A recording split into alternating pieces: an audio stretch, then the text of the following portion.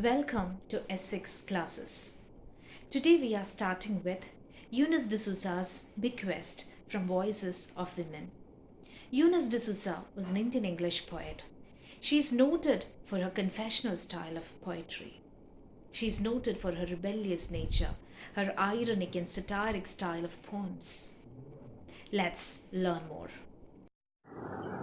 Eunice De Souza has been widely acknowledged as one of the best Indian poets writing in English. She was a poet, she was a novelist, a literary critic. She was born in 1940 into a Goan Catholic family. She has written and published a lot of works, including Danger Log, a novel, Dev and Simran, which was published in 2003, and she has also published English poetry collections, including Fix in 1979, Women in Dutch Painting in 1988, Ways of Belonging in 1990, A Necklace of Skulls, and Learn from the Almond Leaf. Eunice De Souza, through her writings, she shows her concern for the plight of numerous Indian women. She shows the problems, the sufferings of Indian women across different contexts. Spoke about maid, a daily wage worker, even an isolated housewife. Her poetry, her poems explore the loss, alienation that a person undergoes, isolation of a person, isolation of a woman. And she says that the loss, alienation, isolation, these things actually accompanies womanhood. Through her poetry, she provided a deep understanding of the gender relations. She was an eminent figure. She dominated in the poetry, Indian poetry. We can see that her poetry shows her rebellious attitude towards certain societal customs, traditions, especially patriarchal setup. Her poetry shows the agony she undergoes, the pain she feels in short sentences, short lines. But it do have a lasting impact on the readers. Her poetry draws on her experiences of growing in a Goan Catholic family. Regarding her poetry, we can see that she uses colloquial English. She is known for her colloquial Bandra English. Bandra is a place in Mumbai. We may also feel her strong questioning of patriarchal social institutes in many of her poems, like Marriages Are Made. In her other works like Bequest, Advice to Women, we may feel her strong discomfort with patriarchal institutions, the domination of men. Regarding her poetic style, she had a distinctive voice. We can see a satirical style in her poetry. And her works were minimalist. She spoke about, she gave her ideas in a minimalist way, that is, in very short sentences. But it has a crystalline clarity. Indian English women poetry is itself an attempt of self-revelation.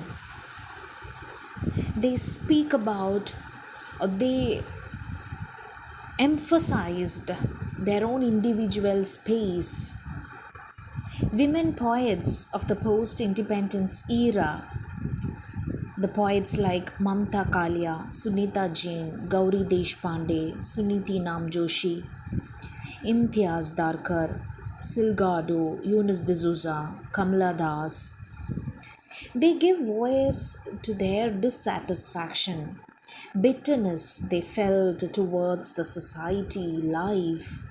They spoke about the frustration. And Eunice De Souza, we can see that she is one of the most famous confessional poets of the second half of 20th century.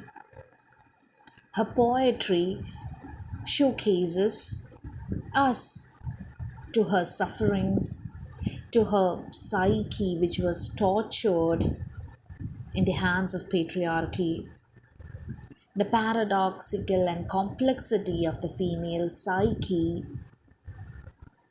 She reveals the frustrations that a woman faces because there is a discrepancy where she wants to behave, the how she wants to behave, and how the society wants to behave, what the society expects from her.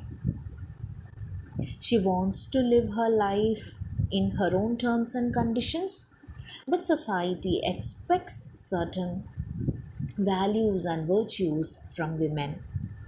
And she feels that frustration a woman faces because of this discrepancy.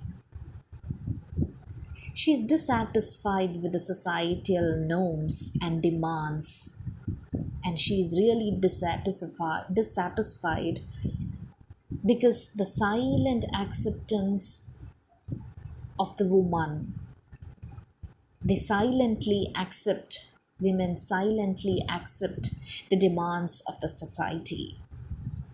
But Eunice De Souza adopts an aggressive attitude. Her poetry stands out because of a crisp style, condensed style, and her poems stand out because of her daring style, because of the diversity of themes that she deal with. Her poems have that brevity, that conciseness, unexpected turns, and she draws heavily from her personal life, and she manages to connect her personal experiences growing up in a Goan Catholic family, her personal experiences, to the broader context of cultural society around us, around her. We can also recognize an anger in D'Souza's poetry, anger towards the social and moral attitudes of the society towards women. Not only we feel that anger, but also she shows the compassion for the victimization of women because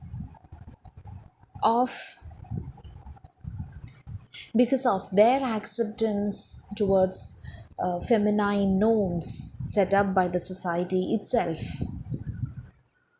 The underlying meanings of her poetry shows atmosphere of tensions, hidden sexuality, frustrated emotions, and her poetry is the poetry of loss, is the poetry of self disgust.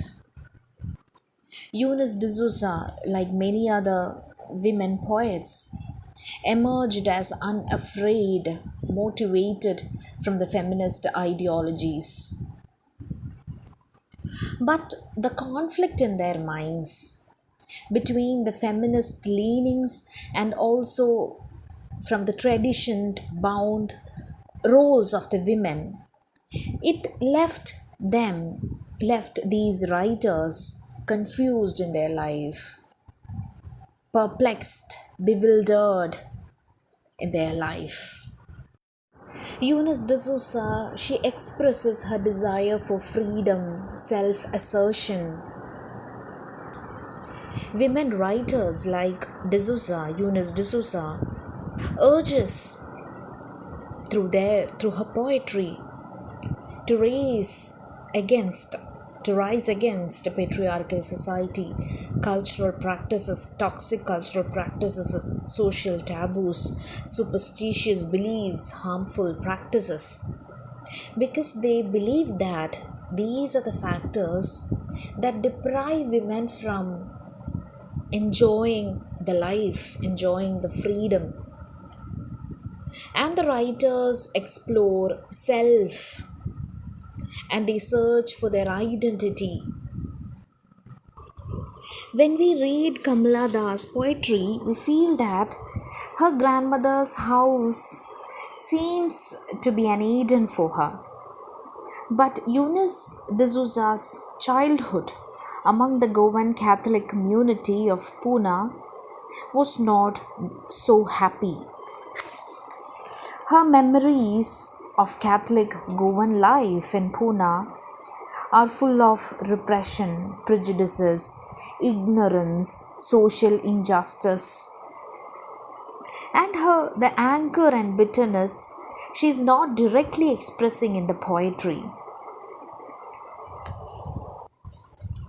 The subjects of her satires are the church, marriage, Catholic motherhood, Indian color prejudice, hypocrisy, and the alienation felt by Goan Catholics towards Hindu India. Her poems arise out of alienation that she feels in her life and the feeling that life is itself a mess. And her poems are also conscious of the situations and problems faced by women. Her verse expresses private fears, guilt, anxiety, depression, desires, hope. Her work reflects the satirical attitude, the ironic nature. Her poems are ironic in tone, satirical in tone. Eunice De Souza juxtaposes ironic details in her poetry. We can also see the abrupt endings in her poetry, and her poetry is crisp and concise, easy diction, and we can see a naturalness in her poetry. Her poetry is distinctive, a distinctive voice can be felt. Bruce King, in Modern Indian Poetry in English, states that while it has no affiliations in politics, her persona has no affiliations in politics, community, humanistic ideals, or religion, but her persona is feminist in its kind of awareness, female vision, affinities to the mode of her women poets. She is not proclaiming any commitment towards other poets or the feminist attitude, but her poetry reflects all these factors. Regarding her poetry, we can notice that she rejects the refined language, polished language, to raise her voice against the marginalized position of women, the social inequalities suffered by women in the patriarchal society. She rejects the patriarchal language, the language that is created by the people in power for the politics of patriarchy. We can see her own style of writing, her voice of rebelliousness, a voice of bitterness. We can see that it is mainly because of her childhood experiences. She was an unwelcomed girl child in the family, and in the patriarchal society in which she was brought up reflected the indifference towards women. We know that society wants women to follow certain rules and disciplines. Men don't have any rules, but women are ought to follow certain rules in the society. They need to be fit in certain stereotypical roles: role of a mother, role of a sister, role of a daughter, and she rejects everything. She rejects all these roles and she just wants to be a liberated woman. These roles actually irritates Eunice. She reveals these attitude in her poems. She became a representative of female literary modernism in India. She penned down her depressed desires with naturalness, and she spoke on behalf of millions of Indian feminine voice. She gives bold expression to her emotions. She gives frank and honest expression to her emotions. She takes the poetry as a mean to react to the society around her. She also feels terrified with the existing society, and she takes poetry as a means of self expression. It is a medium to show her protest. It is a medium to show the position of woman. She also shares her personal experiences and connects herself with all women. She is not speaking about a particular woman, but she speaks about the whole women race as they are troubled, unfixed, perplexed, bewildered, tormented, confused. In her poems, we find her concern towards woman. Eunice De Souza is an outspoken poet. Her poems are full of ironic languages. She also uses images to convey her sadness, pity, anger, and her care for woman. And her poetry reveals the struggle of woman to attain freedom, liberty, equality. She shows the discrimination of the women. She shows the gender blindness in the society. And she also urges women to attain self realization. Eunice De Souza is one of the confessional poets. Regarding confessional poetry, we can say that it is the poetry of self revelation. Sylvia Plath and Sexton, they are the famous confessional poets. Robert Lowell. It deals with the intimate subject matter about psyche, guilt, sexual guilt, suicide, depression, and we can see it is a first person narration. According to confessional poetry is the poetry of the I. They write from the first person point of view. Readers could delve closely into the thoughts and feelings of the author. And confessional poetry would be autobiographical. They are autobiographical. It records the dismal personal lives of the author. And the confessional poets, they just pour out their feelings in a flowing way. I think you have got an idea about Eunice De Souza, her poetry.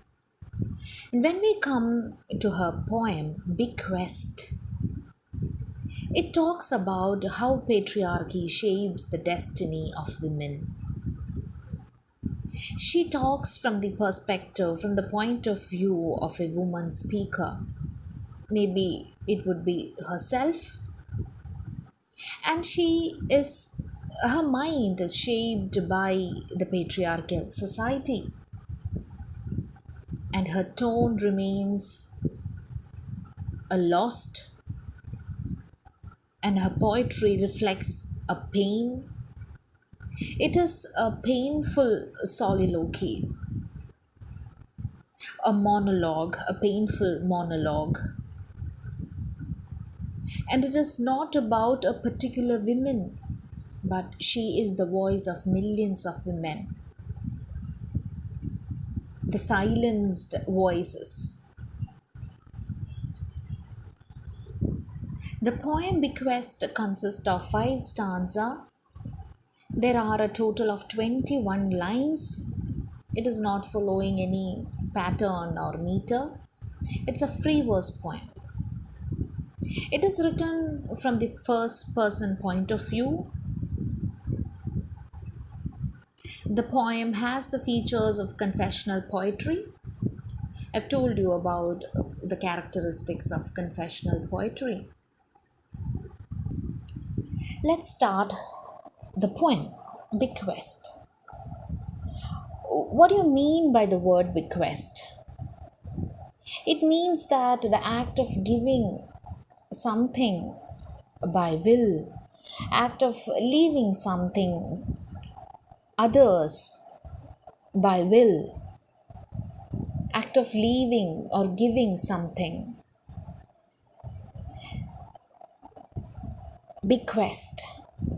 In every Catholic home, there's a picture of Christ holding his bleeding heart in his hand. I used to think, oh, the poem Bequest begins with a reference to the Catholic home. She was born and brought up in a Goan Catholic community. First line itself, she speaks about her Catholic home, not only her home, but in almost every Catholic home, she says that there's a picture of Christ. Christ is the symbol of sacrifice. Sacrifice for others. Christ sacrificed his life for the whole world. And she says that every house there is a picture of Christ holding his bleeding heart in his hand. Sacrificing, and she connects the sacrificing of the Christ to the sacrificing nature of women. Women are asked to sacrifice each and every time in her life. We get two sides in this paragraph, one of religion and the other side of the poet. She shows her disgust in the last line. I used to think, sacrifices are always expected from the women. Women should sacrifice her dreams. Women should sacrifice her feelings, her emotions for the society. That is what the general thing that is expected from women. And she feels some disgust. And what do Eunice De Souza showcases? She foregrounds a woman's sense of self-worth. And she says that she wants to live not by the sacrifices expected from her. She doesn't want to sacrifice her life. She doesn't want to sacrifice her happiness for others. She doesn't want to sacrifice anything for the social conventions. But she needs to live in her own terms and conditions. She dislocates religion here. So in the first paragraph, we can see two sides, one of religion and another side of poet. Christ sacrificed for the world, for the humanity to redeem humanity. The picture of Christ holding the bleeding heart in his hand, and she feels a disgust. She is not ready to sacrifice herself for the social conventions. Coming towards the next paragraph. The only person with whom I have not exchanged confidences is my hairdresser. I've told you that she was an outspoken poet. She reveals herself in her poetry. She reveals her true self to others. Christ also revealed his true self through his life. Maybe she doesn't have a disgust towards Christ, but she has a disgust towards the religious attitudes or the social conventions. Holding one's heart out to someone, it's a gesture that for being true to others. And she also wanted to be true to others. There is no fear in revealing her true self. According to her, the only person she has not exchanged or she has not revealed the private matters, her secrets. She has not exchanged her private matters. She is an outspoken poet. She reveals herself to the society through her poetry. She uses sarcasm and anticlimax in this line. She is sarcastic in her nature when she says that she is not the only person that she has not exchanged her private matters is with a hairdresser. Why hairdresser? That is anticlimax here. And it astonishes the readers, it surprises the readers because they were expecting something else. Coming towards the next paragraph. Some recommend stern standards, others say float along. He says take it as it comes, meaning of course as he hands it out. Society did not allow her to be herself, the true nature of herself. And society wanted her to follow the stern standards, the norms of the society.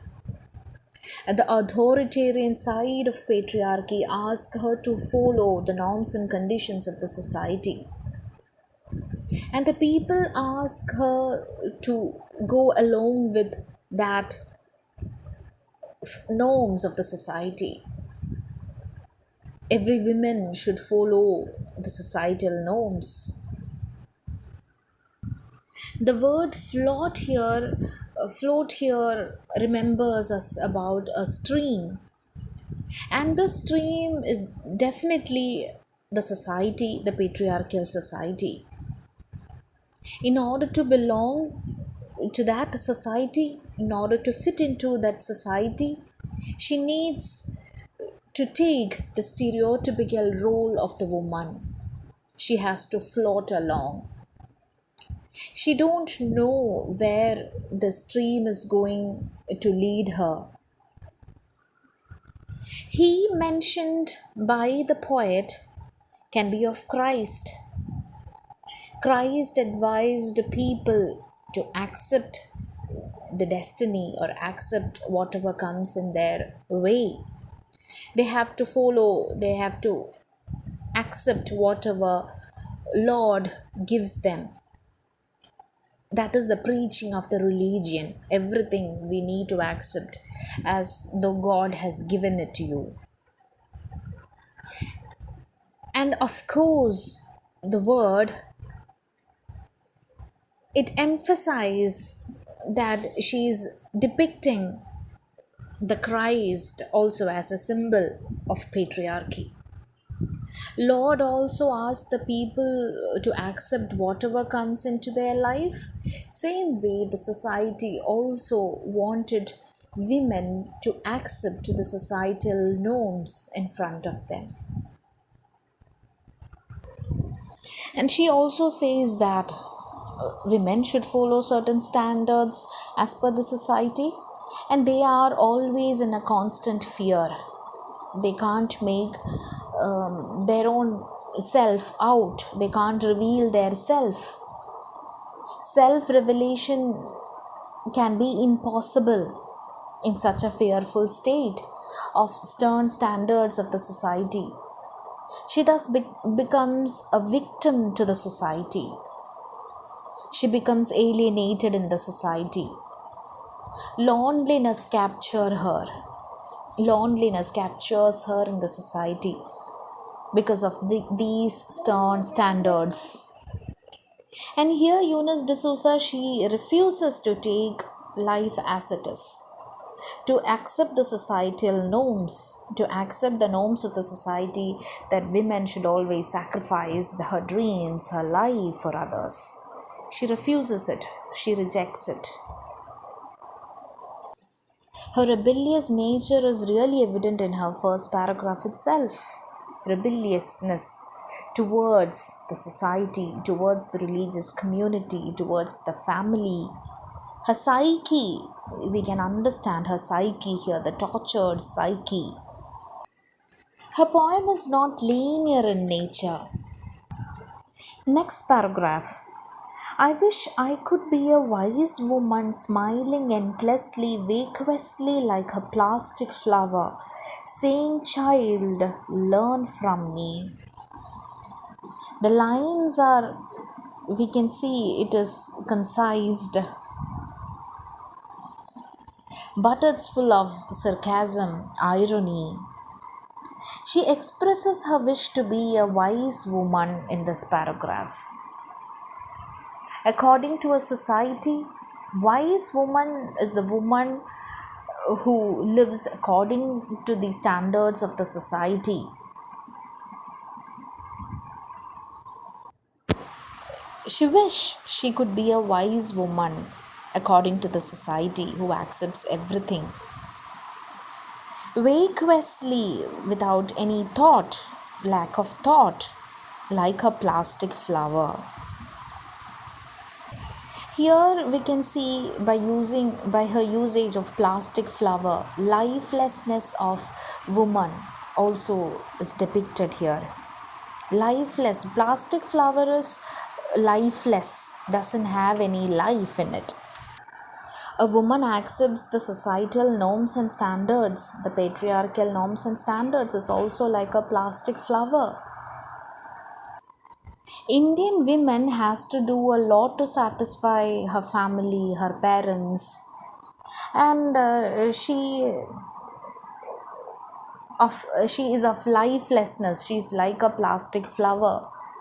Even though society gives applauds for her because of her wise nature, but there is no life in that because she is sacrificing herself. She is sacrificing her dreams, her life, her own life. She's not living her life. She's just sacrificing her life for others. She's like a plastic flower. Society says that she is a clever, she's a wise woman, but she is like a plastic flower. But at the same time, male are free. They create the rules. Women need to follow those rules. The gender discrimination in the society, we can understand from this paragraph. She has her own roles as a daughter, rules, responsibilities as a daughter in the Indian context, a wife, a mother. She's always need to work at others' will. She's artificial in nature. She's not living her life. A creature created with creature living with others rules, like a puppet, a plastic flower. Lifelessness reveals the frustrations. She is living her life like that. And she is tormented, she is frustrated. She faces all these tensions, frustrations in the patriarchal setup. She wants to live her own way of life, but she at the same time is tormented because she is asked to live in a different way. Eunice De Souza wants women to break the shackles of tradition. However, the women, according to Eunice De Souza, women needs to free from, break all the shackles, all the patriarchal foundations that restrict herself to enjoy the life. Coming towards the last paragraph, last stanza, it's time to perform an act of charity to myself. Bequeath the heart like a spare kidney, preferably to an enemy. We can see her indifference towards the society, the loneliness she faces, the pain she undergoes. She is trapped inside a family norms, standards. Christ has sacrificed his life for the humankind like an act of charity. Throughout the poem, we can see these religious references. But speaker here is not sacrificing herself for others, but to redeem herself from her mental pangs and sufferings. She bequeaths her heart. She leaves her heart to someone, to somebody. Remember about the lifelessness also, like a plastic flower. Heart is the center of human emotions. Remember the Christ holding the bleeding heart and he sacrificed his life for others. Here she is leaving her heart to the enemy, preferably to an enemy, not to a friend, preferably to an enemy. It is not in the form of a sacrifice, but it's an act of charity. She wanted, or she says that she rips her heart out to offer it as a gift, as a charity to her enemies. We can also see the nihilistic attitude of the author, understanding everything as baseless, or the pessimistic attitude of the author can be understood from these lines. Enemy can be the partner, enemy can be the representative of patriarchal society. She says that like a spare kidney, she leaves the heart, even though sometimes she needs to go with the societal norms and standards.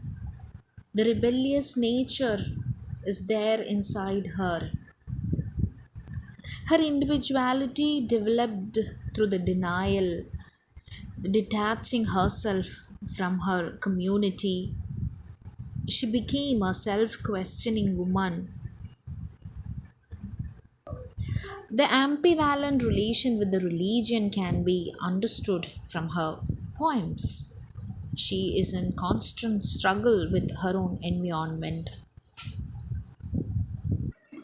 She performs a sort of sacrifice, a charity to redeem herself from her sufferings. Christ sacrificed for the humanity, but she is performing a sacrifice, a charity to herself. She bequeaths her heart, her emotions, her the whole emotions.